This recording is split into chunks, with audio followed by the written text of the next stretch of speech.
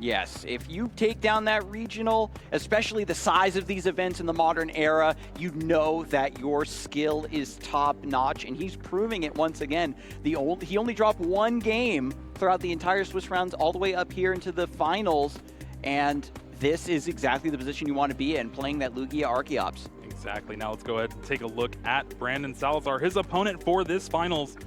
And Brandon is no slouch himself.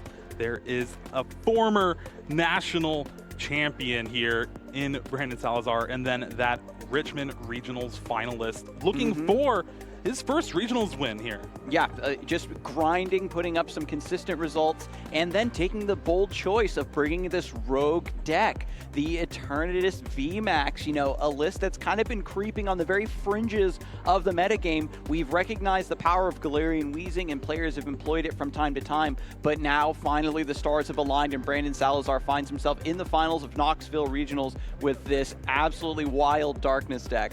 You love to see it. Who would have thought? You, of course. You were the only one that really had faith in this deck. And every time I think that a list is going to do well, the caster curse is too strong. But you have the strong caster blessing, Jeremy. I guess. It is the fact that Andrew started out 13-0, ended up playing against Brandon in round 14. And technically, Brandon is the only person to take a match off of Andrew because he scooped to Piper to get her in the top 8 at an advantageous position for himself. And that's something that Piper actually did to take down one of her regional championships, where you're so far ahead of the competition, you can scoop, manipulate that top 8 a little bit, try to find a better matchup for you to pick up later. And Andrew Hedrick, it's paid off. He's here in the finals, and now he gets the grudge match, the rematch versus the only player who blemished his near perfect run in Knoxville. Prize cards are coming down. 2 Lugia Vs in the prize cards for Andrew, but Brandon has 2 Crobat Vs in the prize cards. These cards are so pivotal for this list to draw through in the early mid game to find the needed cards to complete your dominant neutralizing gas setup. That big parasol is going to be pretty big in the prizes as well. That is the one way to stop the amazing rare Yveltal from being able to take that big knockout on an Eternatus VMAX. But we are going to see if this matchup is as bad as we used to think it was, because Eternatus versus Lugia in the finals here for Knoxville. And Brandon actually starting with a Crobat V in the active spot back when this card was played across a much wider variety of decks. This hand is not good, and I think we're just going to have to pass. And there's so many supporters and a Pokemon you can't play. Wow. It's a Pokemon that's just so awkward when you start out like this. Players began running Crobat V Max just to do something with it. Take away its low HP as a liability on the bench, make it into an attacker. And Brandon doesn't even have the turn 1 coughing with an attachment to try to set up Ascension. Yeah, there's nothing going on in Brandon's hand right now. There's 2 Judge, 2 Marnie. And Andrew, essentially going first this match, even though you're going second, has the access to play all those supporters that OG he first. wants to. Yeah, you get the supporter on top of it, icing on the cake. Radiant Charizard is still, of course, a little bit awkward to have in the starting hand, but if Brandon's hand just continues to brick like this, we could see a little bit of a repeat of what we saw earlier in the broadcast, Jeremy, where you have the Radiant Charizard and you're just manually attaching to it, just getting it set up with an Archeops to claim an early 2 prizes. Andrew looking here, just trying to figure out what is in the prize cards. Going to be eyeing down that Archeops just so you can discard it early, get it in there for that summoning star on the following turn. But of course, you're going to have to start with the basics. When it comes to Lugia, this is the first step. No matter what happens, you have to complete your setup. It's completely tied to whether you can get these Archeops in play. And so with Evolution Incense finding 1, we have to be able to discard this. There's an Ultra Ball to discard 1 Archeops to the pile. And an Aurora Energy looking to be the second discard. It's a tough choice here. Yeah, this hand is actually not doing Andrew any favors as well. You have that Ultra Ball to discard the Archeops, but you have to get that Lugia V. If you don't, you're going to rely on something like a Luminion to find a Professor's Research. Then you're discarding even more resources, and there's a possibility that you don't get the Lugia. And there's 2 in the prize cards, so that's even more detrimental. And he already knows the writing's on the wall, and we know when you have 2 Lugias in the prizes, you have to only put 1 on the bench. There's only 3 Lugia V in this deck. So Brandon, fortunately, with this awkward start, isn't going to be able to do any kind of silly boss KO stuff. So Andrew might be okay with just the 1 Lugia V, but we still need to find the Lugia V star to get that summoning star ability, and not to mention the second Archeops. Yeah, this game is pretty laid out with the way both these players have drawn. We're going to have the energy attachment, but the hand's going to get shuffled in with those supporters in Brandon's hand in the first place. So it's really going to have to see if you can get that switch into the Coughing to Ascension, and it's going to be a big 5 cards off this Marnie. Yep, it's just a top deck, bench the Eternatus V, and now Marnie. Brandon's looking for a Coughing, looking for an energy. He should try to set up the Ascension. Who knows if it's early enough in the game. He's just going to go for a boost shake, try to get that neutralizing gas. The problem with neutralizing gas, of course, is it only works when Wheezing is in the active spot. We have to get this Crobat V out of the way. Now off the 5 cards, I did see a quick ball, so that's going to unlock the hand thanks to Crobat V. This deck does play 4 of them, so even with the 1 in the prize cards and the 1 starting, you will have access to that draw power. And he's going to look for it. Brandon's done this play time and time again, using Quick Ball to discard that Darkness energy, bringing it back with the Dark Patch. It's risky, though, because the deck only plays 8 energy, and so while it does play into that item card in Dark Patch, being able to get in Dark Energy and attach it to one of your bench Dark Pokemon, a lot of the times you might need that to retreat into the Boost Shake. You might need that just to attach to the Coughing to Ascension. And so Brandon's going to take a quick count of the list once more. Does pick up that Crobat V. Super important to, once again, find these pieces. There's a lot of moving parts with this list. You think that once you get the Galarian Wheezing, that's all you care about, but you still have to get there. Coughing, still a pretty small, basic Pokemon. Attach that energy to it. You have to get it into the active and use that Ascension attack to get the evolution into Galarian Wheezing. So it's going to be a big Crobat V here. After that Quick Ball, there is only 4 cards in the hand, correct? 3. 3 cards, okay. He will be able to play 2 of them down, the Temple of Sinnoh, and then I think okay. the Galarian Zigzagoon here. And sometimes Brandon really does want to hold on to the Galarian Zigzagoon, of course, to set up plays for later on, combined with the poison. But for now, wants that extra card out of the deck. Finds a couple Ultra Balls here. Had basically everything needed except for the way to get the Crobat V out of the active spot. Really was hoping for something like a Forest Seal Stone there. You do have a couple Ultra Ball, that Coughing, and an energy, but you're not going to be able to get that neutralizing gas out this turn. And with Crobat V stranded in the active, I wonder where Brandon is going to attach this energy. He's going to set up the Eternatus. Yeah, it's a very tough decision. Do I want to try to just attach to the Coughing now, try to play the Ascension? Do I attach to the Crobat V, try to get a retreat down, or do I just set up the Radiant Eternatus? Excuse me, no, this is regular Eternatus. Regular Eternatus. I'm so used to seeing the Radiant one, not even that. Nobody plays that one. Yeah, it's just going to be that Dark Energy on that Eternatus V. The Eternatus VMAX is able to do a lot of damage with its Dread End attack, up to 270 if you have all your Dark Pokemon in play. So having that 1 damage counter on the Lugia V is very good for the future, just because Lugia V-Star has 280 HP, and as long as you have a Temple of Sinnoh, that V-Guard energy won't matter. Beautiful. And as we go over to Andrew, speaking of beautiful, that Oranguru Lumineon finds the Lumineon. The Oranguru has been popping off so much for these Lugia players. Let me tell you, they seem to find themselves in these tight spots constantly, and the Primate Wisdom bails them out. Seeing that 1 extra card from the top of the deck is the difference between a magnificent hand and a bricked hand. Professor's research being picked up from the Lumineon. Hopefully we can find the Archeops, the Lugia V-Star, and then a way to get that Archeops into the discard pile. I believe there is the 1 in there from the first turn. So it's really going to have to draw into another one and a way to discard it, like you said. Quick Ball, Ultra Ball, Aurora energies are your options. But with an energy in hand, I think we're going to see that, 2 double turbo and a powerful colorless. Both of those are very important in this match. So we can get the Choice Spell attached. We can attach the, what do you think, double turbo or powerful? It's going to be the powerful choice belt on the Lugia, because Okay. that is the one way you can really take down an Eternatus VMAX later on in the game. And having to discard that double turbo energy is going to be pretty big, at least with attacking with this Radiant Charizard early. Yeah, the Radiant Charizard, the Evital really love having that double turbo.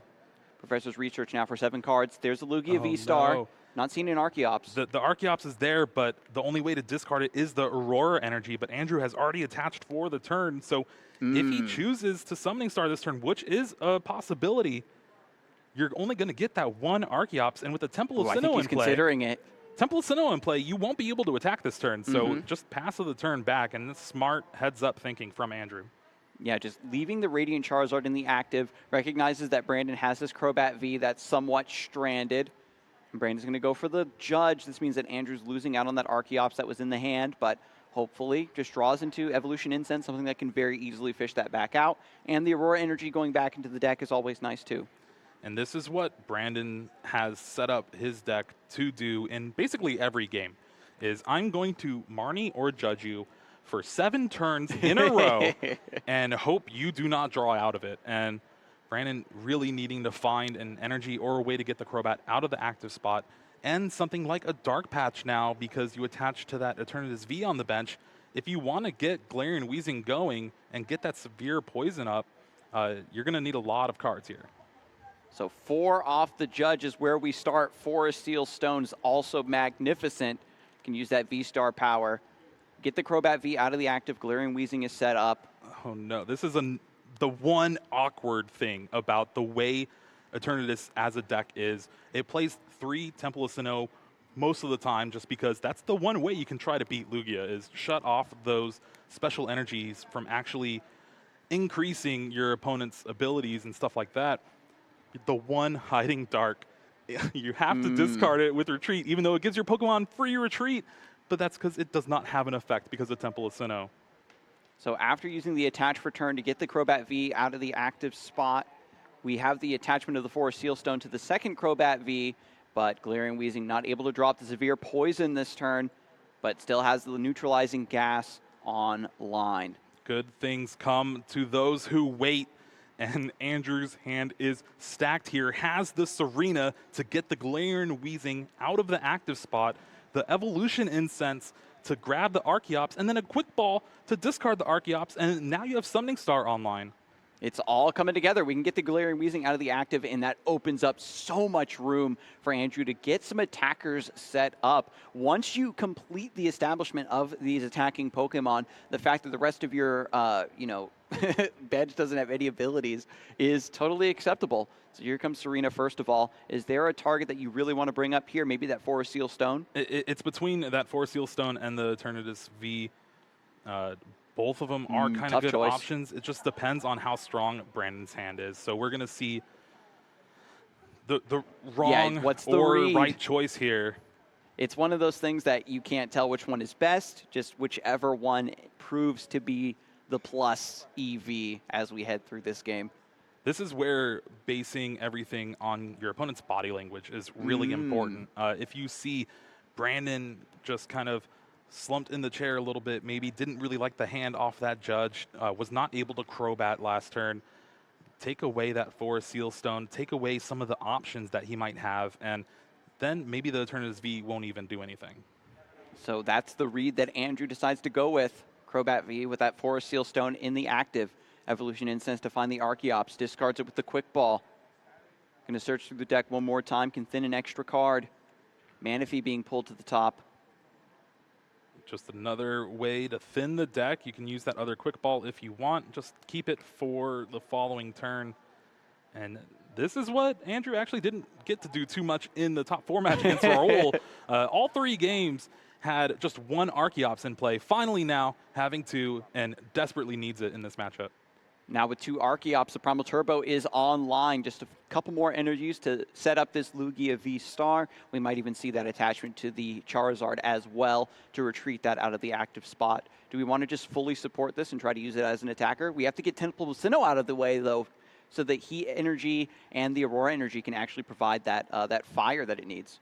Yeah, I'm not actually sure if Andrew can pull it off with the way the hand is. You can get 2 energy on that Lugia, but then you need 3 energy to retreat the Radiant Charizard. Oh, and yeah, he's chunky. Since you can't use double colorless because of the Temple of Sinnoh, it just counts as 1 energy. You'd have to attach from hand, but I think Andrew has it. So that's Primal Turbo to set up the Lugia V-Star. 2 capture energies going onto the Radiant Charizard. And these are energies that you have to be okay with losing if you're going to go for the full retreat here. 1 more attach for turn. What's in the hand? We knew his hand. He did not have it. So there's Mercy. just a pass of the turn. And with this game, oh, wow. That was a big turn for Brandon. Keeping that Forest Seal Stone in play gives a glimmer of hope. The Archeops are already down, but there's still a chance. There is, of course, the Judge in hand as well. Can see a few cards before things go too far. Opts for the escape rope first. Just going to get this Crobat V out of the active spot. Andrew has to promote first. Is Brandon going to try to promote the Eternatus V here to go for an aggressive play, or just wants to put up the neutralizing gas? It's really going to be dependent on the hand, but Weezing can buy you time. And especially if something like an Archeops or that Oranguru get in the active spot, the poison damage will add up, especially if Andrew does not draw an energy just to retreat. This is such a tough call. Opts for the Archeops. Going to give up one of these engine Pokemon from the bench. Doesn't even consider the Oranguru. Is saying, well, I've got Radiant Charizard with some energy on it. I've got Lugia V-Star with some energy on it. I should be good to go. And he got a lot of experience against Rahul playing with just 1 Archeops. That is true. And Brandon opted for the Eternatus V to the active spot. So he's going to need a lot of cards here off this morning yet again. After that disruption, draws 5 new cards. I'm seeing some Ultra Balls there, but not much else. We still need the Eternatus V Max and 1 more energy attachment to get that Dread End online. Well, you have that Ultra Ball for the V Max, and then Forest Seal Stone. Yep. It is being activated here, searching the deck for 1 card of his choice. Brandon is going to find the missing piece to tie his strategy for this turn together. It's going to be a Dark Energy. It's just a little double-checking the awkward, hand. The way you have to sequence this, because you need 3 cards or so. The Crobat, the Energy, and the Eternatus VMAX. And at least with the way the hand is, you have double Ultra Ball. So we might see this whole hand hit the discard. Or no, he's just discarding the other one. Okay, Ultra Ball, gets rid of the coughing, grabs the Eternatus VMAX, and the evolution is online. Now we've got some more bench spaces to work with, which is very important for this list. Brandon does have 2 Crobat V still in the prizes. So the card draw that you need to really supplement this turn and set yourself up for next turn, not really online. Just going to fully bench this Radiant, Hisuian Sneasler, and the coughing to get max damage on the Dread End. 1 prize over to Brandon Salazar. Crobat V looks to be the pick. Which is huge. Massive. 0 cards in hand, able to grab that out of the deck. Now you just have to fade a knockout here.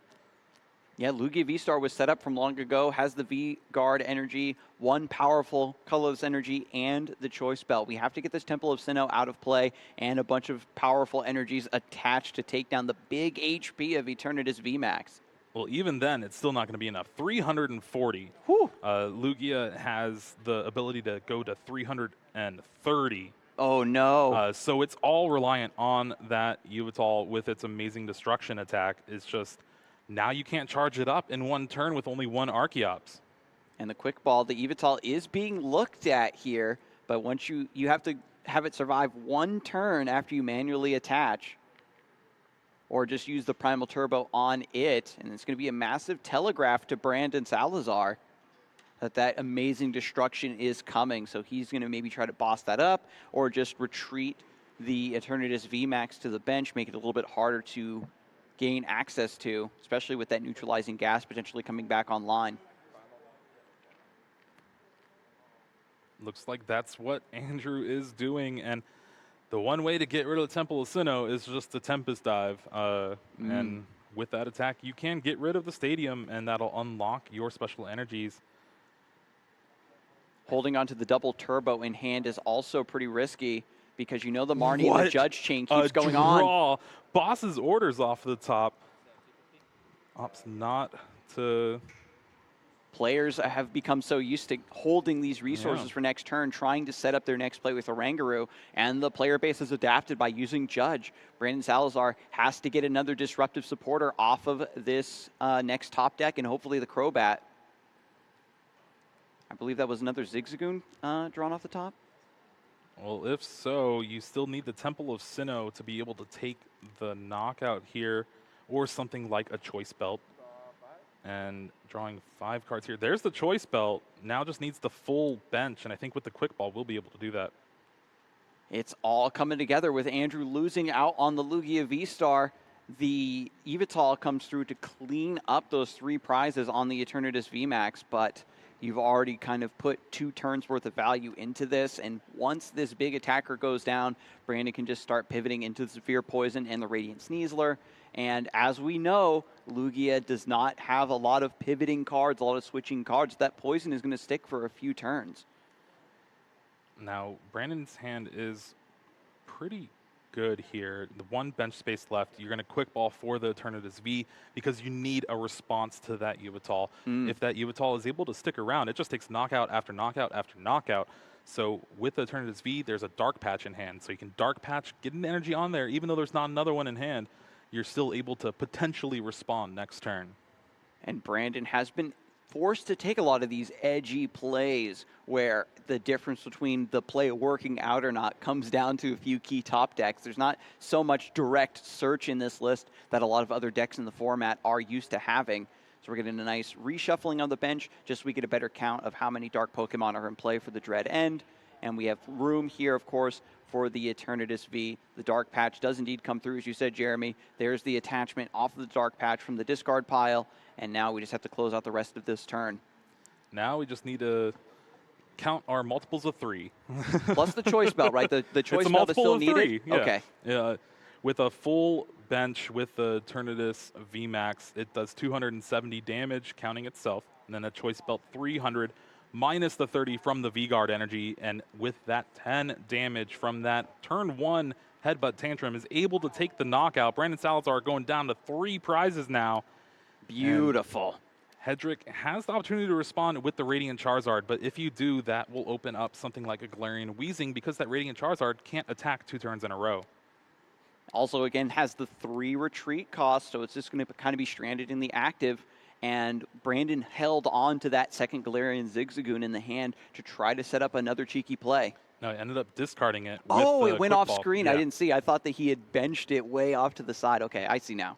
Jeremy, see, I'm glad that I've got you here on the desk with me because you are the Eternatus expert. You know this deck. This is your baby, and it's in the finals. I know you're so proud right now. I am, and Brandon is clawing back from what seemed like a pretty bad first couple of turns here. Yeah, Radiant Charizard, you know, this was the poster child for comebacks back in the day when it first kind of hit the scene. And it's going to have to do a lot of heavy lifting once more to keep Andrew in the running in the first game of this best of 3 for the finals. There's the Heat Fire Energy attached. And with Brandon having taken 3 prizes, that excited heart is all ready to go. Listen, Radiant Charizard spits fire hot enough to melt boulders. And it's gonna melt an Eternatus VMAX here soon. 3 prizes going over to Andrew once this attack is announced, and they have to be some bangers. Going to go for the Primate Wisdom just to see one more card before announcing. Ooh, wait, and the double turbo going onto the Evital. That's very important, actually. Yeah, so it doesn't get shuffled back into the deck with Marnie or Judge. And there's the attack. Combustion Blast earning 3 prizes. Andrew Hedrick evening things up. Brandon has to respond. He already planned for this contingency by setting up the Eternatus V with the Dark Patch. And one thing to point out, too, with Brandon discarding those 3 Crobat V from the bench, since Eternatus VMAX is no longer in play, you can't have 8 bench Pokemon. So you discard first and then you promote. And clearing off some easy prizes for Andrew, which is pretty good. And this means that when the second Eternatus VMAX does evolve, it's going to be a little bit more difficult to power up that Dread End with having enough Darkness Pokemon. Galarian Weezing now in the active with Neutralizing Gas means that this one Archeops here has no abilities. This also turns off Excited Heart. Maybe with a manual attachment we can still keep things going, of course. Yeah, we're going to need to see another Temple of Sinnoh here just to shut off the possibility of any sort of attack from Andrew. All of the Pokemon require those colored energies now. Those Lugias are gone. And thankfully, at least, Brandon has a Dark Energy, is going to be able to Severe Poison. And with the help of the Radiant, Hisui, and Sneasler, we'll be able to get 6 damage counters in between turns. And that chip damage adds up so much over time. We saw it in the top 4 match, and even the 1 damage counter from the Zigzagoon earlier in this first game had massive implications for taking those prizes later on. Boss's orders coming through. A Rangaroo is the target being brought up to the active, and now the Severe Poison comes through. This is another Pokemon that's pretty difficult to retreat. No Temple of Sinnoh, however, so if we can find another double turbo to attach. I don't even know if there is one more. What is Andrew doing over here? Top decks another Boss's Orders. That's the 3rd switch effect, and this will help get rid of the neutralizing gas if he chooses to. You can bring up that Eternatus V and knock it out here. The Primal Turbo is going to search out for some energies. You can retreat the Rangaroo, and Brandon's going to be left with just Weezings to play, and I don't know if it's going to be enough. We need one more energy in the deck. I see an Aurora there. Is there a better energy that we can use for this attach and retreat play? He's running pretty low on resources at this point. All the, like, quote-unquote bad ones are in the hand, so we'll have the energy attachment from hand to be able to retreat. Okay. I say that there's just one capture energy. Yeah, this is what happens with Lugia. If you don't just get a massive early lead, your opponent's kind of able to drag the game out for a long time. You're really scraping the bottom of the barrel, looking for these energies, trying to set up attacks. Radiant Charizard is so strong in that regard because it requires less and less energy as the game goes on. Lumineon V and its Aqua Return haven't really been able to be used at all over the course of this game. With a Rangaroo getting back onto the bench, if a special energy is drawn, we can put that back into the deck. After the Ultra Ball is used, Lugia V-Star is found just to thin the deck a little bit more. And there is the attach. And has to look and fail. Yeah, you still have to shuffle with Capture Energy if you have a bench space open. It's just part of the card. But now has enough to retreat. We'll be able to take the knockout with the Radiant Charizard here, going down to 1 prize card and setting up the last knockout with an Amazing Destruction. The Evital was prepped from so long ago, and Brandon just didn't have the flexibility to respond to these plays and head these attacking Pokemon off at the pass. Combustion Blast comes through, 250 damage. Eternatus V going to go down. 2 prizes to Andrew Hedrick. 1 more prize after taking game 1 of this best of 3 in the Knoxville Finals. Brandon just going to take a quick look here through the discard pile still, evaluating what Andrew's resources are. What special energies do you have left? Turner just goes to the discard pile, and Brandon promotes Galarian Weezing, neutralizing gas, back online. So many switching effects with those Boss's Orders already used by Andrew. Is he going to be able to use this final ability to punch through against the Weezing? Does play 3 Boss's Orders and 1 Serena, so still 1 more copy of Boss's Orders left in the deck. All Brandon has is that Severe Poison. So we just have to attach 1 more Aurora energy to the Evital. We can just hard retreat the Radiant Charizard, right? Yep, and I think it's going to have to be off this 5-card Marnie to try to find an energy here. Going to thin down the hand and the deck as best as you can. Yeah, because the Heat Fire was already attached to the Radiant Charizard, we have to find that Aurora energy to fill the attack requirement for Evital. Combustion Blast can't be used 2 turns in a row. This attack must come through now.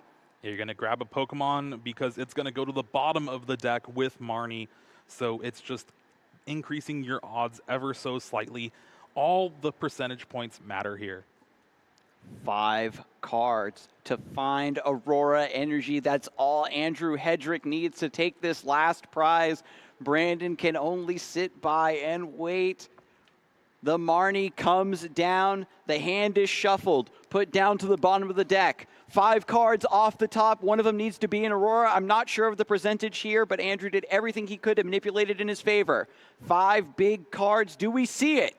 No. Just a bunch of supporters. But you got the Boss's Orders for next turn. And with the way the board is set up for Brandon, is not able to really take a knockout other than just passing the turn with that Radiant Charizard, getting KO'd with the poison damage. Yeah, the Eternatus are already knocked out. We're just relying on neutralizing gas and poison to slowly take knockouts. But at this point, when your opponent only has one prize left, you can't take a wait-and-see line like that. Drapion V in the hand, not really going to do much in this matchup. Just doing a small cleanup there of the prize. Another Marnie. Hey, it gets rid of that last boss's orders to the bottom of the deck, but now you run the risk. Andrew gets to dig deeper for that Aurora energy. 4 cards now, and then 1 off the top for the draw. It's not in hand again, and Temple there of is Sinnoh! it. The Temple of Sinnoh able to shut off the Aurora energies. Exactly the perfect time for that Stadium card for Brandon. So after the severe poison finally takes down Radiant Charizard, that's 1 more prize to Brandon Salazar, and Andrew Hedrick can promote here. There is the Lost Vacuum in hand to get rid of this Temple of Sinnoh. So now we just still have to find the Aurora energy. Is that a Professor's Research in hand? No, it's the Irida. Oof. I think you have to promote the Oranguru and kind of buy yourself another turn, because if you promote that Yveltal, it's running the risk of your only attacker left getting knocked out in the next couple turns. That is a fine play, especially because we know Brandon doesn't really have enough threat potential to like take 2 prizes against this Lumineon V. Or you could just bring it up in an active, rip that Aurora energy off the top. Like a god! Was there ever any doubt? Lost Vacuum, Lost Zones, the Temple of Sinnoh, the Aurora energy comes through for amazing destruction on Galarian Weezing to take the final prize of Game 1. I'm sorry, y'all. I read a little ahead on the script. Didn't mean to spoil it for everyone out there at home in the crowd. What a match. What a top deck. Andrew Hedrick is 1 game away from going back-to-back. The first time we're ever going to see a back-to-back regional champion like this on our circuit. And these events are so massive in the modern era to take down all these players. It's so clutch to see. Not the first time to do it, though, because back in the past, the great Jimmy Pendarvis was able to What year was that? I can't remember the year, but Chip will know.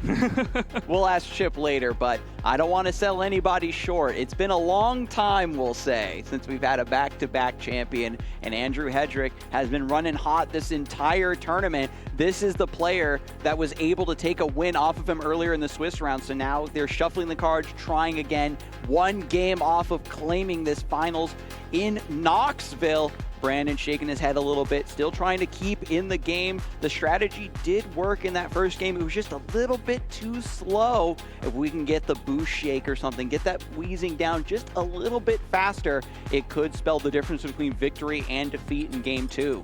Yeah, it was 2019, so 4 years ago for Jimmy Pendarvis, and then Caleb Gedimer also won 2 in a row in the same year. Okay, so he's joining the pantheon of two-time back-to-back champions here.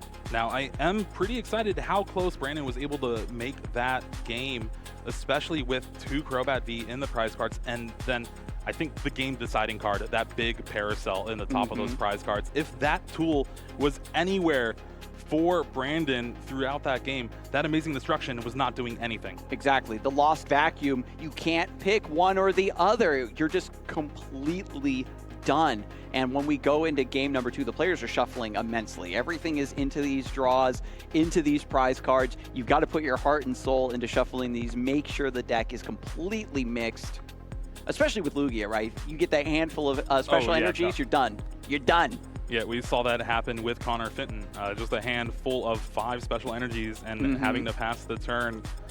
Now we're hoping for some quality hands here, and at least looking at Brandon's, that's pretty good for Sealstone. A couple coughing to go along with a Crobat V.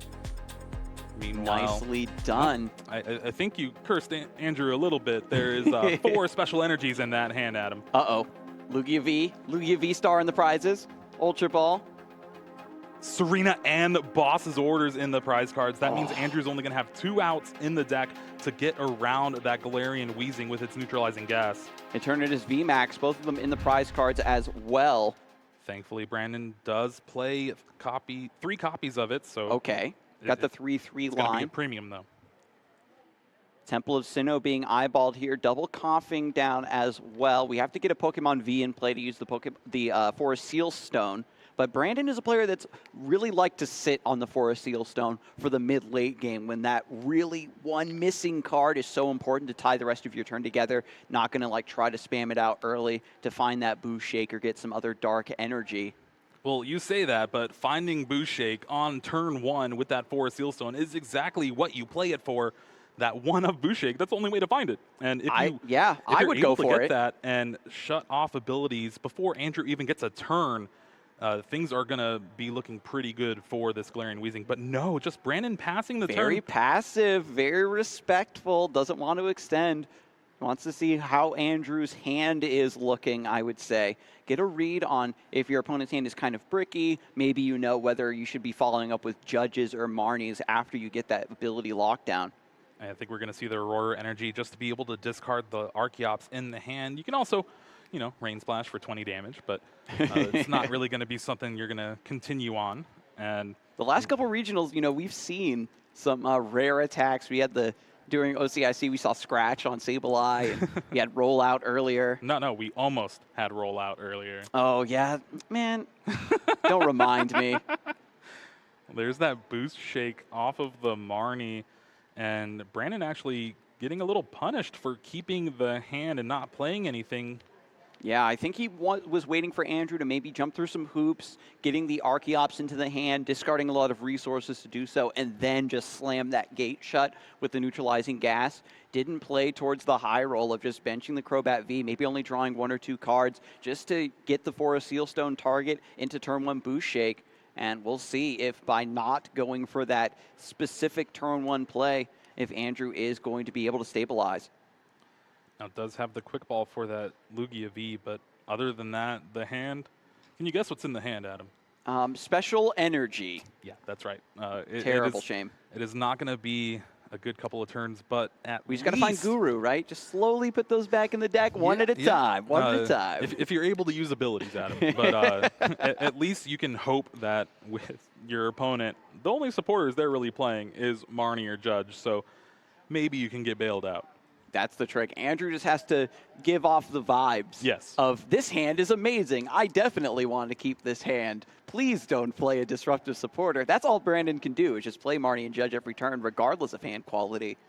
Yep, Andrew has to have the confidence of the banana pudding in him. This is the moment of truth. It's game number 2. If Andrew can complete the setup, it's going to be so big. Even by losing out on those early resources, right? Again, 1 boss, 1 Serena in the prizes.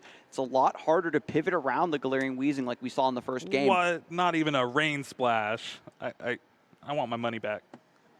Missing damage. I can't believe it. So inefficient. It's Masters Finals. You got to get every little bit of damage you can. No. Brandon does have a pretty good hand off of this Marnie. We'll be able to at least get a Galarian Wheezing out thanks to that Boost Shake if no Dark Energy is found. Here we go. Gets rid of the Judge. Crobat V being found. Yeah, it's always awkward when your opponent has... So there's 2 cards in the hand right now?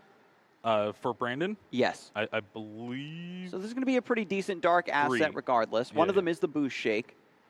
Forest Steel Stone is going to be somewhere in the deck now after that shuffle from the quick ball. But you never want to really Judge or Marnie your opponent when they just have 3 cards and didn't really do much. But the boss's orders here is actually pretty big because now if you get that Dark Energy, you can Severe Poison and get this Lugia softened up for an Eternatus VMAX later on. Oh, doesn't like he found it. No Dark Patch either. There's no Dark Energy in the discard pile. And with that looking like it may just be a Boost Shake to get the evolution on the benched Coughing. And this has been happening to Brandon over and over again, where you're just 1 card off of doing the specific play that you need to really cement your position in the match. And here in game number 2, where even though we're turning off the abilities, you're losing out on that severe poison. It's so much free damage that you get to punish your opponent for having a slow setup. Now, I do like playing the Temple of Sinnoh because it shuts off the out of capture energy, but Andrew can still read the wind here and try to draw boss's orders to get out of this Wheezing lock. Double turbo energy attached does pay for that attack. Oranguru being discarded for Read the Wind, drawing 3 cards, and it's back over to Brandon. Forest Sealstone found off the top, attaches immediately to the Crobat V, and what is the card of choice here? You're going to need a Dark Energy, you're going to need that Radiant, Hisuian Sneasler on the bench just so you can increase your damage output. But for right now, we're just going to see that Dark Asset. Still nothing much. You got that Ultra Ball for that Radiant Sneasler, but you're going to have to lose a lot of resources. And if you go that route, you don't have an Eternatus V on the bench. Yep. Because you need to get that out for the V Max. So Brandon is in a... This is a massive fork in the road. You're now at this point, you're fully into the disruptive play of the Galarian Wheezing, and you can't have the rest of your setups to have the pressure of the Eternatus and the Eternatus VMAX as attackers once the Wheezing gets out of this active. Eternatus V is found, so no Radiant Sneasler. Only 1 Dark Asset per turn. It's going to be a Marnie here. Off of these 5 cards, Brandon has to find that energy. Yeah, you have to Marnie. Even though Andrew didn't play anything, just read the wind, it's 3 cards that you don't know. Mm-hmm. You knew the 3 cards prior didn't do anything, but those 3 cards, they could be a boss. And after 5 cards to judge, there's an energy. Okay, so we're back in business. We can at least get Severe Poison down. No Radiant Sneasler in the mix for now. And when you don't get the Eternatus VMAX, you're also limiting on your bench size. So the Crobat Vs are going to be out of the equation. And don't forget, there's 2 V Maxes in the prizes. Brandon has to get a little bit of momentum before the rest of the deck comes online. Yeah, this 5th bench spot is going to be a premium for sure, because if you bench that Eternatus V or something like the Radiant Hisuian Sneasler, you're not going to be able to kind of Crobat V out of a bad hand later on. You're going to be reliant on finding that Eternatus VMAX. And like you said, 2 in the prize cards, that's a tall order for sure. But he's going to go for it anyway. There's the attachment and the Severe Poison onto Lugia V. 4 damage counters onto that Pokemon. 220 HP. It's going to be a while before this goes down. Powerful colorless energy attached. Still, its abilities gone because of Temple of Sinnoh. So just 2 colorless energies attached to Lugia V. Andrew off the Marnie, drawing nothing useful here. We'll have to just read the wind yet again. At the very least, we can discard the Archeops. 3 cards drawn, a new lease on life. Brandon Salazar has been very respectful of the top deck potential from Andrew. He's been running hot all this weekend, and he's respecting the protagonist energy, right? Every time you see some cards that I think might change the outcome of the situation I put you in, I've got to try to play a disruptive supporter, have you shuffle that hand back in, and try to keep you locked down. And with that being said, plays the Judge. Really unfortunate as well, because that Radiant Sneasler was in the hand, but there's no bench space. Yeah, we maybe could have seen the Forest Sealstone to fetch out that Eternatus VMAX. Then you get the Radiant Sneasler onto the bench. But anytime... I think 1 VMAX was discarded. Was it? I'd have to double check, but I feel like I saw that out of the corner of my eye, Jeremy. So Brandon might be on the line of just trying to race down and take some prizes and then just get that Eternatus VMAX.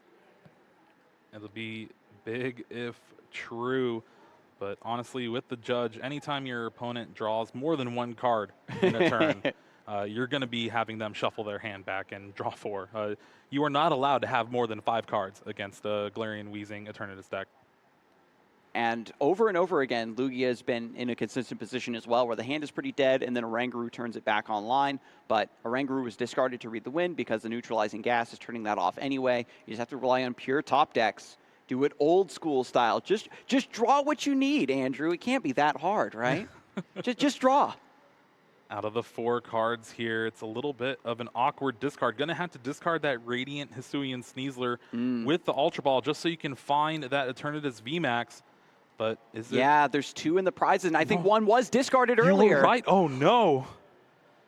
That means this bench is full, and that second Eternatus V means you cannot Crobat out of this hand. Oh, Brandon recognizing, maybe just misremembered the prizes after taking the early count. This far into the tournament, you know, the games start to run together. The mental starts to get broken down. It was a pretty long game in the top 4. That best of 3, very taxing, and now he's kind of worked himself into a corner. Yeah, well, if you think about it, Brandon didn't really play too many search cards in the beginning of the game. I think the first one was to discard that Eternatus VMAX. You're like, I play 3. I'm fine. Yeah, you got the 3/3 line, but now there's 2 in the prizes. Absolutely devastating. This means the bench is completely gummed up. The Radiant Hisuian Sneasler has also been discarded. Brandon has to fail the Ultra Ball. We just have to kick back and wait for Severe Poison to do its job and hope that out of the first 2 prizes that Brandon grabs, we get that VMAX before it's too late. The one thing, though, is we got a peek at Andrew's hand, and there is one of those boss's orders. Just needs a Lugia V-Star to be able to Summoning Star this turn, and with the Quick Ball can find something like Luminion to get... Or no, you can't Luminion this turn because the boss's orders.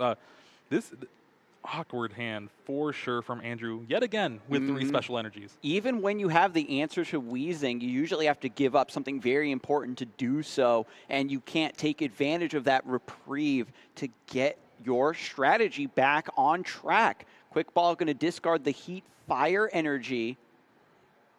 Yeah, this is where you're going to have to kind of pivot your game plan a little bit. We might see... It's awkward. You can get a Lugia V with this just because the one in the active will eventually get knocked out soon if nothing happens.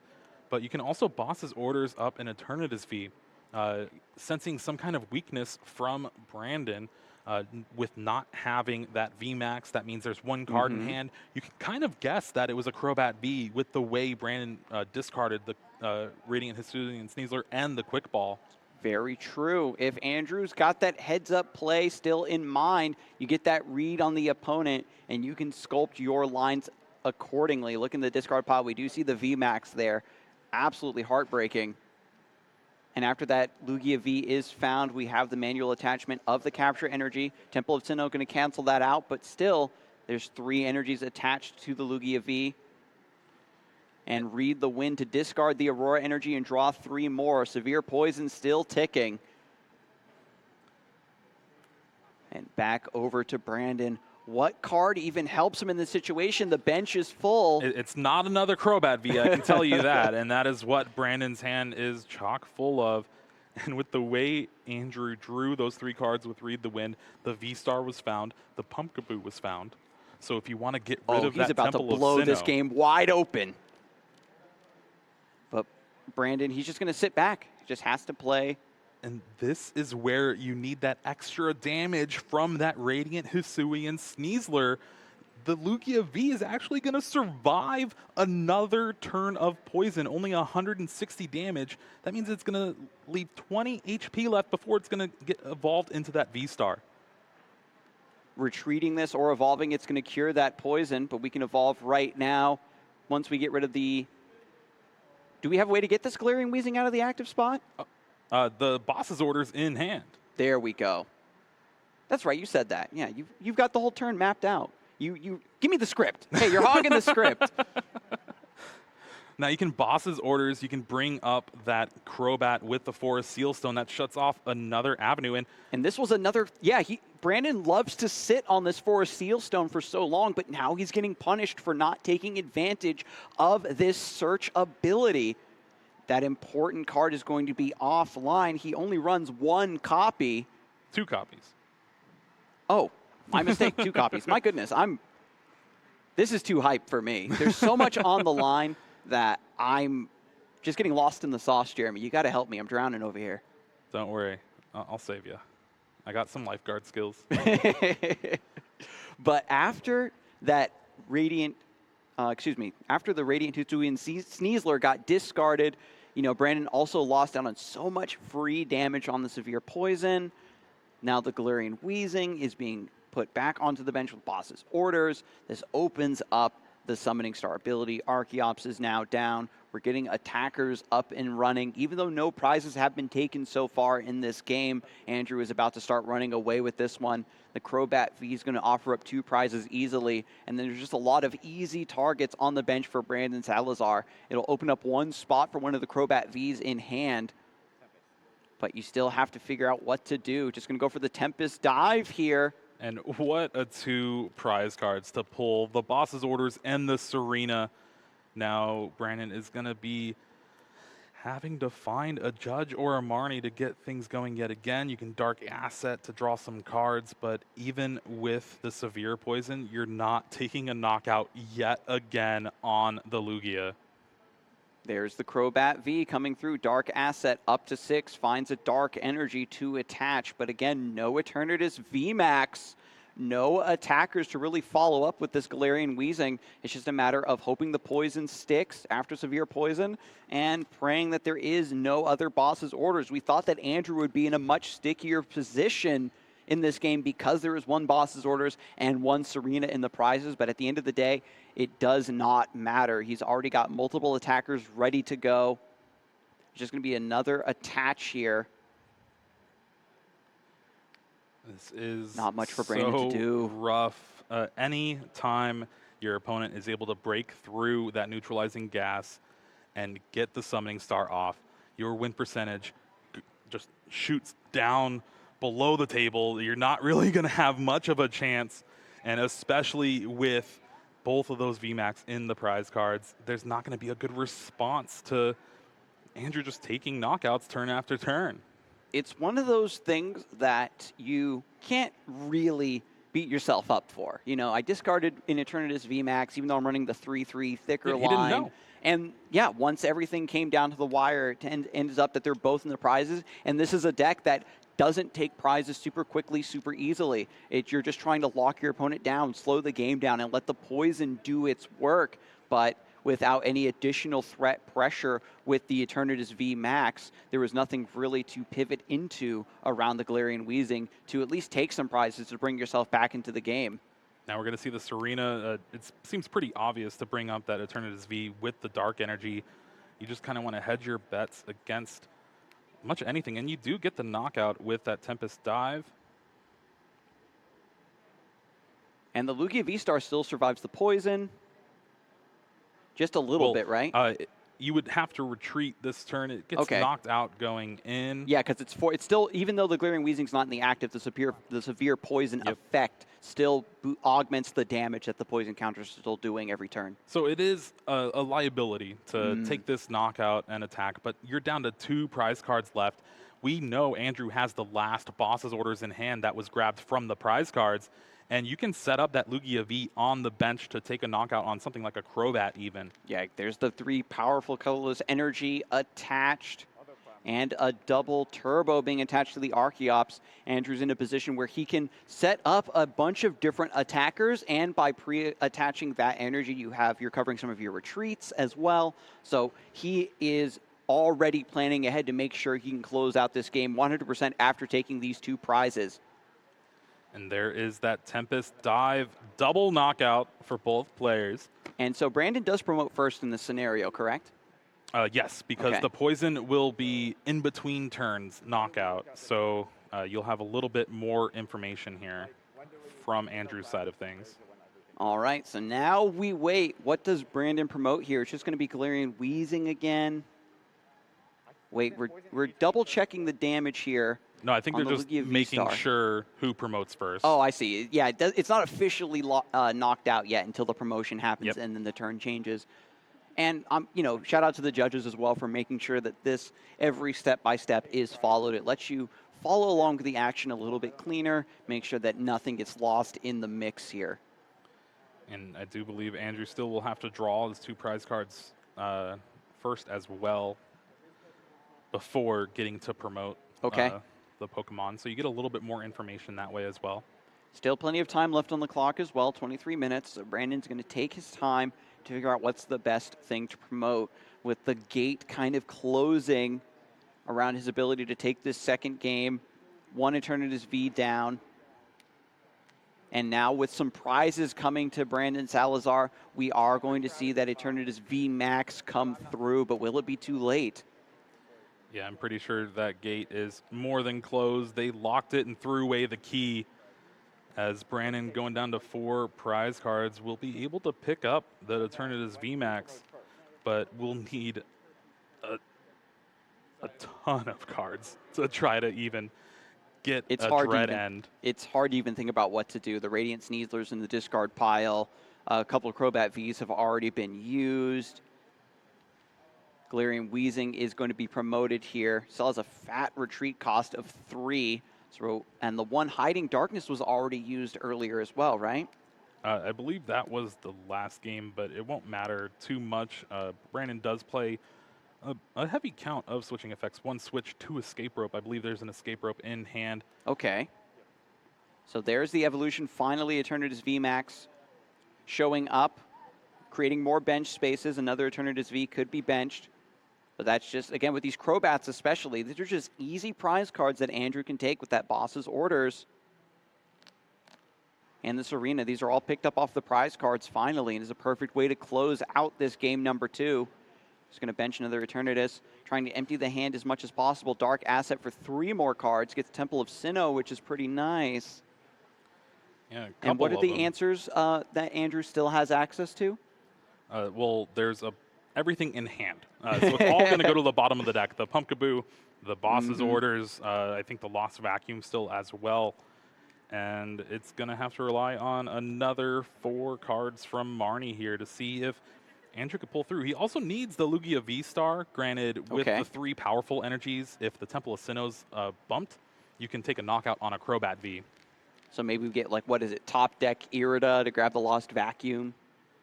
I don't know. We'll need the boss here as well. Yeah, because we got to get the Galarian Weezing out of the picture.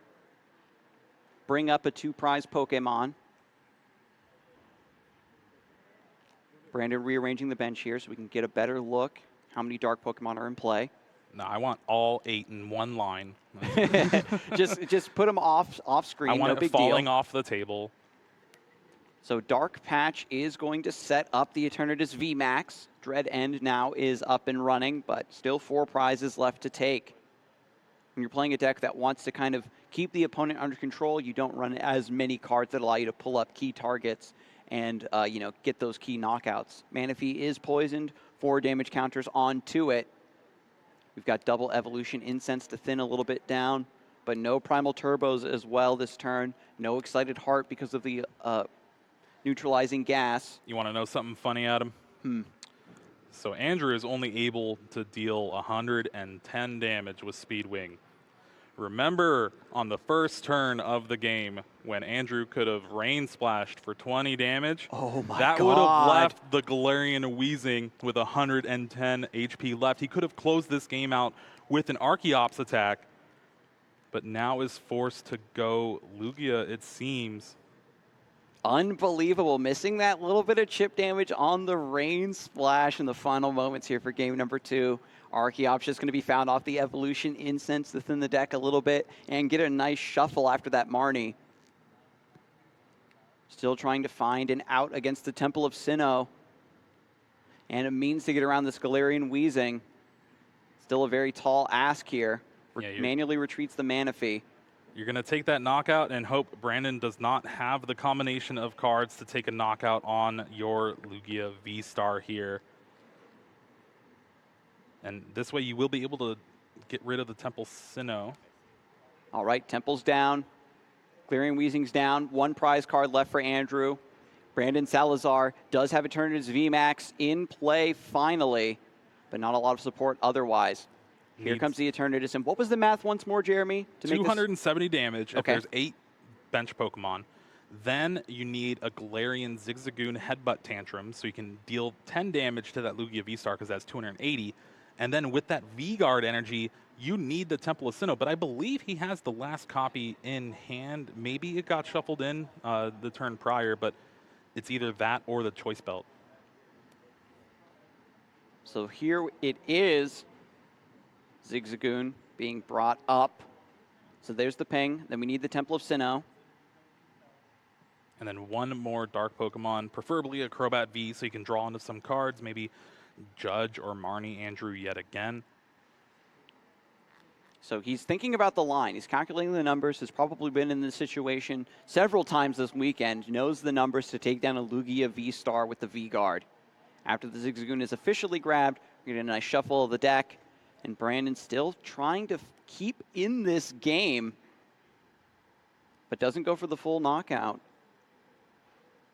quite yet. We still need one more Pokemon, and there is Marnie. 5 cards, very high chance of finding it. Not yet. 5th card here. Quick Ball. Quick Ball. That is the dark Pokemon to finish the combo here and get the knockout on Lugia V-Star. Well, oh, wait, no. There's still no Temple of Sinnoh or Choice Belt. You need a Quick Ball for Crobat, and then Crobat into the last piece. So we can evolve the Galarian Weezing onto the Coughing to get one card out of the hand. Has Crobat already been played this turn? No, not this turn. So we're still good to go. He's double-checking the discard pile, making sure that there is another Crobat out. Still has to find the Temple of Sinnoh off of one more dark asset. This is where Crobat is at its strongest. Who knows, maybe the Forest Sealstone comes through as well. I thought he was only on 1 copy, but he is on 2. There's no Crobat left. He doesn't have the knockout. V-Guard energy. What are you doing? So the Lugia V-Star is going to survive against the Dread End. With all these dark Pokemon working together, it's not enough. Brandon sees that the math isn't right. He's going to go for the escape rope. Or not. Second guessing it.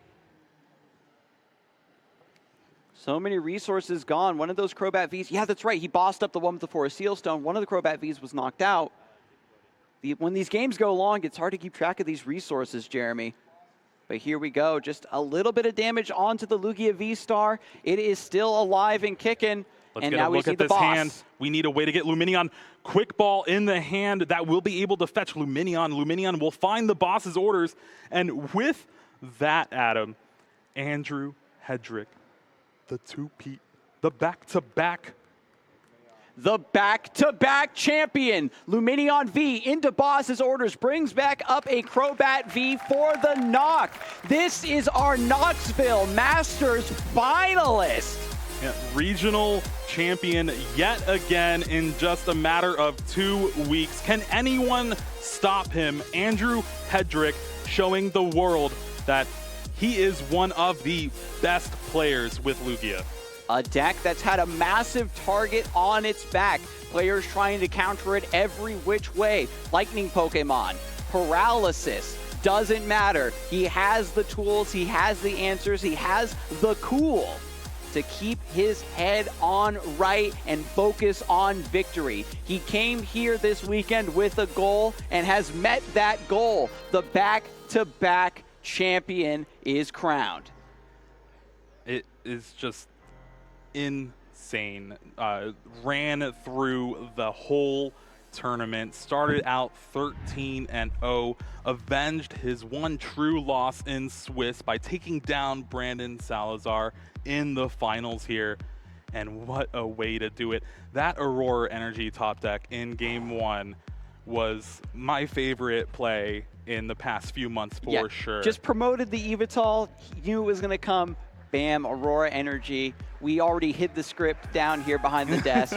So no peeking, no peeking. We've got some still spice for the next event, but wow. And I gotta give a big shout out to Brandon Salazar as well, bringing a rogue deck, a deck that only a handful of players really believed in. You know, when you look at a Pokemon like Eternity